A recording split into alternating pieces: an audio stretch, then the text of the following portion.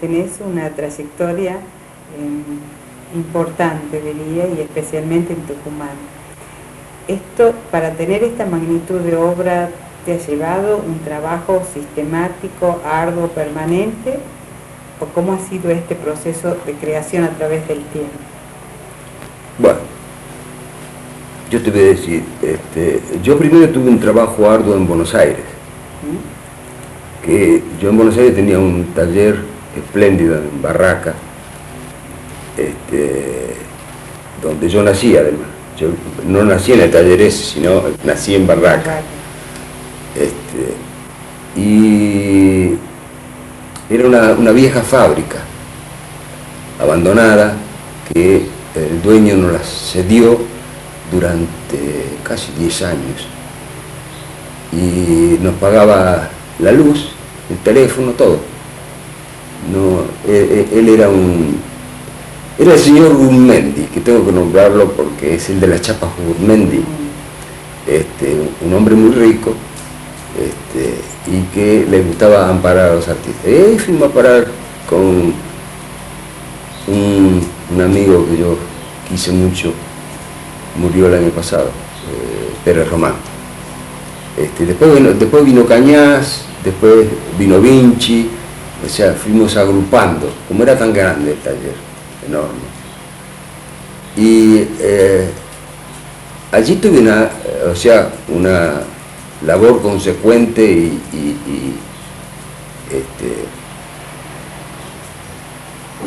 no sé, pareció muy importante en ese momento para el desarrollo de la plástica en Buenos Aires. Tanto así que tuvimos el apoyo de Malraux, el apoyo de Leonello Venturi, o sea, el apoyo de los grandes críticos mundiales. Yo tengo fotos con Malraux ahí, charlando con él, y en Buenos Aires y en París, porque después lo fuimos a ver en París, estaba él en París. Y a Leonello Venturi también fuimos a la casa. Nos ofreció un té a la tarde,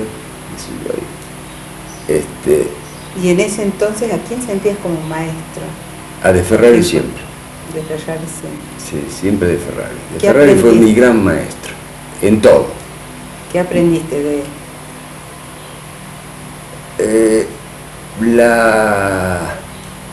El amor a la profesión. Vos me preguntaste antes qué sentía yo siendo pintor. Y yo te dije, es lo mejor que me ha sucedido en mi vida. Bueno, eso me lo enseñó De Ferrari también. O sea, me lo continuó en el sentido de que me definió. Yo había dejado de estudiar en la Escuela Purredón, y estuve años que yo pintaba por mi cuenta, y un día veo unos trabajos de un compañero mío y digo, ¿y quién es tu maestro? Y me dice De Ferrari. Entonces fui, lo busqué De Ferrari y rendí el examen otra vez para entrar en la superior y ser alumno de él. Bueno, fue una larga, como se llama, amistad, que duró hasta 3 meses antes de morir. Él vino acá a visitarme, porque él era académico y hubo una reunión de la academia y me dice la mujer de él, me dice, vos sabés que el maestro vino por verte a vos, más que por la reunión de la academia. Y bueno, con De Ferrari teníamos charlas bárbaras, estupendas. Fue más que nada, yo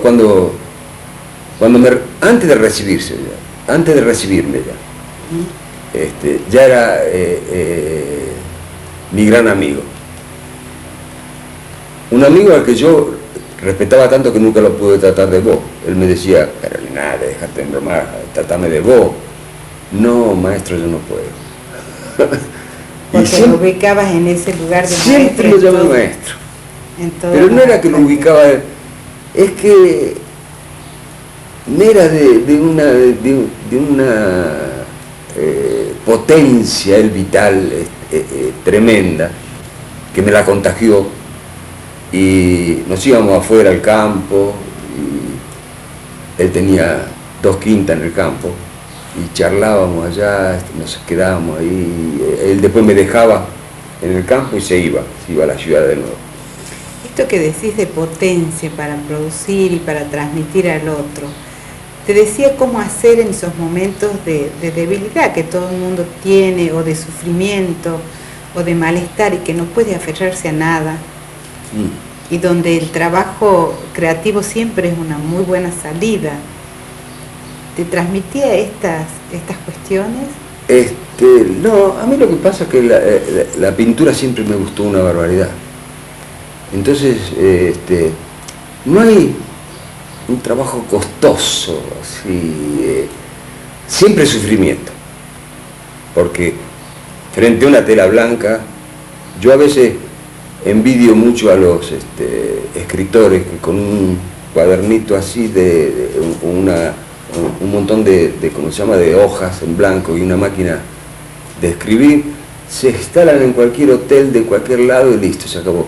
Los pintores tenemos que cargar con tantas cosas que es tremendo, ¿no? Y el otro día lo pensaba eso viendo la película esta de Yehudi Menuhin. Digo, él con su violín fue por todos lados del mundo, listo, chao, él iba, tocaba. No tenía, el pintor necesita todo un taller, donde quepan los cuadros, donde uno desarrolle una actividad que además es estirar las telas, es un montón de cosas. Ahora, cuando vine a Tucumán yo cambié de pintura, empezando. Yo vine a Tucumán directamente de París. Pero venía con el problema de la pintura española metido dentro. ¿Influyeron mucho los españoles en tu pintura? Sí. ¿Qué pintores? Velázquez, Goya, Diego de Rivera, Murillo, aunque muchos lo desprecian, pero Murillo, fueron los pintores que a mí pero sobre todo es Velázquez y Goya, son los dos pintores que a mí me conmocionan. Todo el periodo barroco tuvo especial influencia, claro, para vos.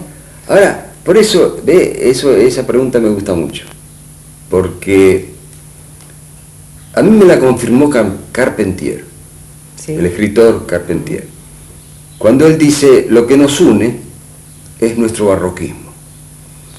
Y es verdad, vos recorres México, todo, mira, las iglesias barrocas que yo he visto en ¿cómo se llama?, en Bahía, que tiene 365 iglesias, son incomprensibles. ¿Cómo han hecho para hacer esas cosas tan barrocas? Y bueno, yo he sido barroco siempre. Hasta cuando hacía pintura abstracta era barroco. Bueno, nunca he sido el abstracto, claro, tipo Mondrian. No. Por ejemplo, la serie más importante que yo hice de ¿cómo se llama?, de la pintura abstracta fue La montaña mágica, que el título se lo robé a Thomas Mann,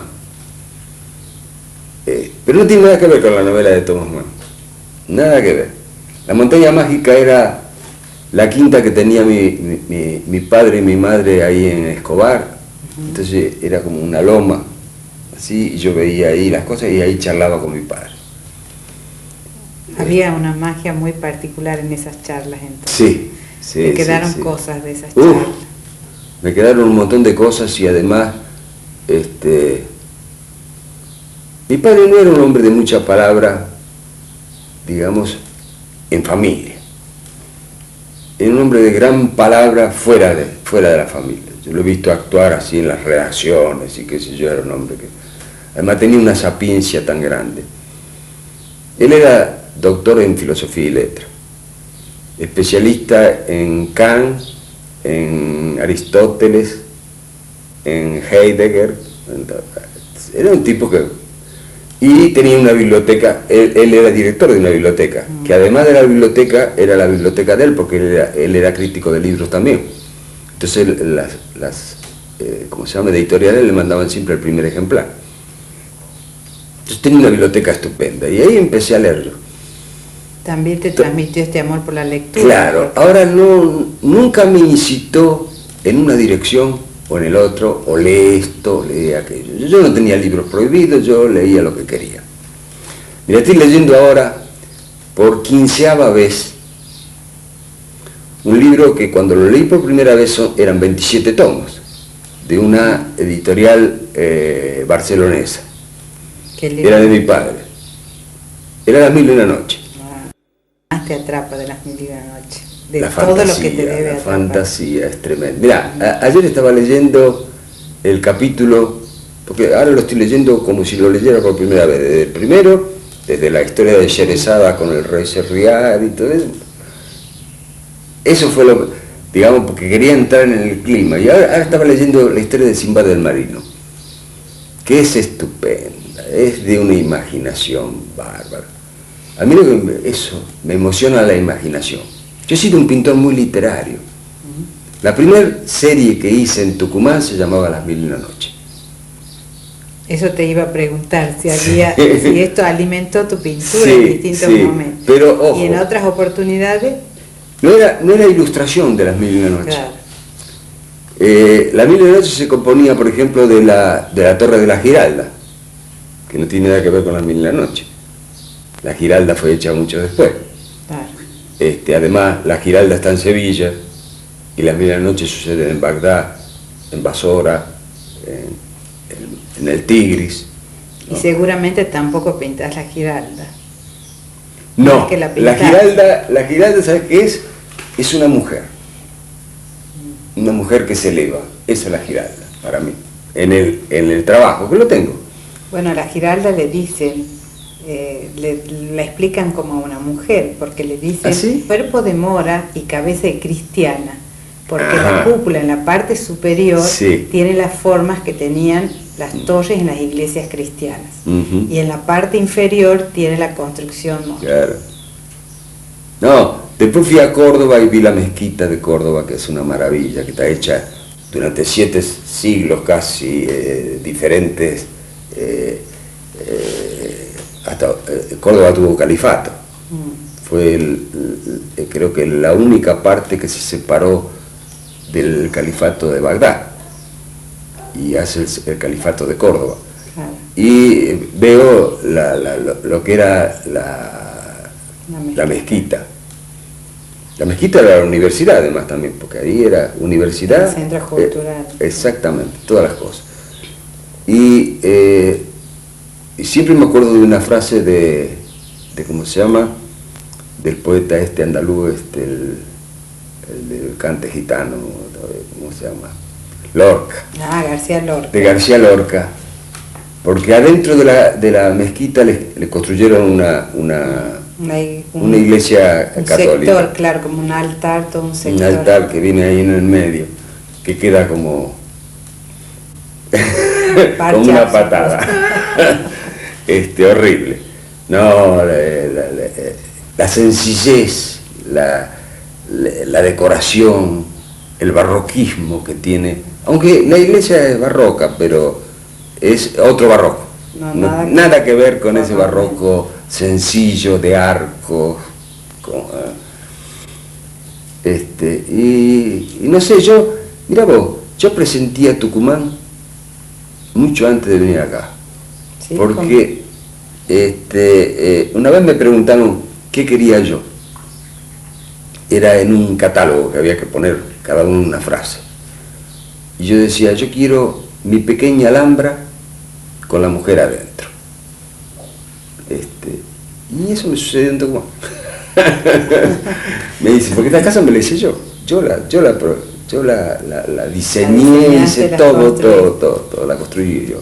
Te hiciste la Alhambra. Sí, me hice mi pequeña Alhambra con las rejas, con el jardín al fondo. Y con toda la vegetación tucumana. Tucumán, sí, mira vos que va acá. Parecida a la granadina. Qué linda es Granada. Es muy linda Granada. En la pintura, ¿cuáles fueron los momentos que lo sentiste más importantes en tu producción? Y yo creo que el momento más importante luego de mi iniciación, Cuando uno se inicia es muy importante, porque es muy difícil. Uno no sabe lo que va a hacer, qué es lo que va a hacer. A mí me influyeron dos artistas latinoamericanos que yo vi en Buenos Aires. Uno es Portinari y otro es un pintor mexicano. No es de los tres muralistas, sino el otro. Tamayo. Rufino Tamayo. Veo unas obras de Rufino Tamayo que me enloquecieron, y una exposición entera de ¿cómo se llama?, de Portinari. Bueno, eso fue un ramalazo, porque yo todavía estaba en la pintura abstracta. Pero cuando vengo a Tucumán, yo empiezo a pensar en cuál era mi destino de pintor. Porque lo empecé a pensar en el barco cuando venía. Yo generalmente viajé en barco, un solo viaje hice en avión, de Europa acá. Mira que hice mucho, como 5. A eso te da tiempo para pensar, para reflexionar. El barco es bárbaro, a mí me encanta, empezando, porque yo no me mareo, así que me encanta el barco. Y en el barco yo le dije a Vinci, yo en Buenos Aires no me quedo, yo me voy al interior. Pero no pensé en Tucumán, Tucumán para mí era una vieja historia de mi padre, mira vos. Ah, sí. Claro, porque mi padre lo quisieron contratar acá, había un diario que se llamaba El Orden. Claro, el diario más importante de Tucumán. Estaba La Gaceta y El Orden. Y a él lo quisieron contratar como jefe de redacción para acá, para El Orden. Entonces empezamos a hablar de Tucumán, qué sé yo, pero yo tendría en ese tiempo 10 años, 12 años. Y bueno, y no pudo ser la cosa. Rosenberg era, creo, el director del Orden. Y no pudo ser, bueno, entonces quedó Tucumán como en el olvido, hasta que me lo hizo recordar Spilimbergo. Spilimbergo, luego de estar 2 o 3 años acá, hizo una exposición en la Galería Wicom con la obra de los alumnos. Yo dije, la pucha, qué bárbaro, Spilimbergo ha hecho esta muestra donde los alumnos eran estupendos, eran Alonso, eran de los mejores que estuvieron acá. Bueno, más los alumnos tucumanos y más los alumnos santiagueños, que había 2 santiagueños estupendos. Lástima que estoy tan fallo de nombre, si no te lo nombraría. Porque hay un dibujante santiagueño de aquel tiempo que es estupendo, tan grande casi como... Lo que pasa es que él no siguió. ¿Te llamó la atención? Ya Spilimbergo estaba sí, en Tucumán. Entonces te llamó la atención la obra de Spilimbergo. Claro, que Spilimbergo pudo hacer acá en Tucumán con alumnos tucumanos, con alumnos santiagueños y con alumnos porteños que se habían venido a Tucumán para estar con él. Claro, era un momento de apogeo de lo que era el departamento de artes. Era la creación. Acá vino Spilimbergo, vino Rebufo como grabador, Domínguez, un gran escultor mendocino, estupendo, que luego fueron, Spilimbergo se quedó unos cuantos años y luego en vez de Rebufo vino Audiver, estupendo grabador también, y vino Juárez, cordobés, estupendo también escultor. Cuando yo llegué acá estaban Audiver y Juárez, cada uno dirigía una de las secciones. Y a mí me pusieron, yo tenía 35 años y me parecía una vergüenza estar. Yo dirigía a Lobo de la Vega, a Timoteo Navarro, a Luis Luzni, a Balietti, eran mis profesores. Y yo era el titular. Tu profesor, o sea, claro, ellos eran mis con un cargo superior a ellos. Claro, tenía un cargo superior y no sabía cómo hacer, porque yo nunca había tenido, digamos, semejantes monstruos, además que trabajaban ya desde años muy bien, pero me llevé muy bien con ellos después. Y el otro día lo vi a Lobito, estuve con él. Sí. ¿Y con Spilimbergo tuviste trato directo? Él no. Ya no estaba con... Pensé que con el Pilimbergo voy a hacer una cosa extraña, ¿ves? Toda mi vida son cosas extrañas. Yo quería llegar a ser alumno de Pilimbergo, pero nunca pude llegar porque tenía que haber hecho la Purredón, y como no la terminé, no pude llegar. Entonces, no lo conocí nunca. Ni acá, porque cuando yo vine acá él ya se había ido hacía tiempo, ni en Buenos Aires. Lo conocí en París. Mira vos. Qué curioso. ¿Y cómo fue la anécdota de la avenida de Pilimbergo aquí en Tucumán? Y bueno, ahí es bárbaro, porque eso Parpagnoli, con el halo de locura que tenía él y de talento, él fue el creador del teatro de nuestro teatro, y creador del departamento de arte. Entonces a él se le ocurrió que si podían contratar a Picasso, total tenían plata, que Picasso pusiera el sueldo y que se viniera. Y entonces le escribió a Picasso, qué sé yo, y Picasso no contestó, pero después le escribió a André Lot, que había sido el maestro de Pilimbergo, de Ferrari, de Basaldúa, de todos los grandes de esa época. Y él le dijo que no podía venir. Entonces Parpagnoli le dijo, bueno, ¿qué pintor y profesor se puede contratar? Y le dijeron, Pilimbergo. Entonces los trajo a Pilimbergo. Y a Pilimbergo lo sucedió Gómez Cornet, santiagueño, estupendo pintor. Y luego, ¿cómo se llama? Gómez Cornet se enfermó, y entonces quedó la cátedra vacía. Y fue cuando me contrataron a mí. Y me contrataron por los alumnos que me habían visto en San Pablo, en Brasil, y bueno, porque el director accedió, qué sé yo, me apoyó Audiver, y me apoyó Galietti, y bueno, vine a hacer una prueba. Me contrataron por un año con opción a 2. Y bueno, hoy creo que es justo la designación de maestro que tenés en el medio, ¿no? Bueno, son 36 años que estoy enseñando acá. Claro, pero no pasa solo por los años que se están, sino por lo que has dejado, porque creo que hay toda una marca y hay generaciones que han hecho escuelas, podría decir. Mira, hay 2 o 3 generaciones muy importantes que se van sucediendo, porque muchos me preguntan que antes había buenos alumnos y ahora no los hay. No, los sigue habiendo. Ahora, claro, nunca son todos. Hay unos cuantos que se destacan y que pueden hacer la fuerza después. Entonces, claro, el tener de alumno, por ejemplo, a Tito Quiroga, el otro día, recién me nombrabas a, ¿cómo se llama esta chica? Alicia Peralta. Alicia Peralta, estaba Tomatis, Sergio Tomatis, estaba Bernardo Quijó, estaba la santiagueña, ¿cómo es? Josami. Daniela Josami, estaba este chico que ahora es titular en ¿cómo se llama? En Ámsterdam, que es Sebastián López.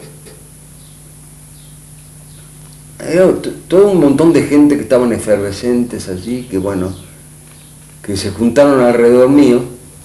Yo pude hacer esa cosa de poder tener gran amistad con ellos y poder acompañarlos.